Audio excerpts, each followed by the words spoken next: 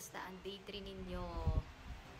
Ako, eto, sinisipon na. Kaya eto, nag-water therapy. Buti na lang may Sivago tumbler ako na ang daming pwedeng ilagay na tubig.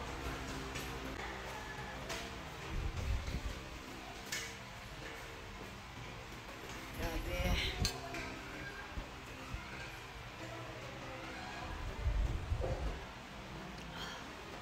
Parang ang hina naman ng ano ko.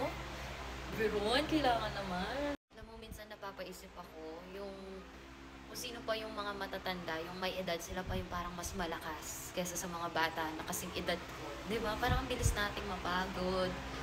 Di ko alam, bakit ganito ang nangyayari?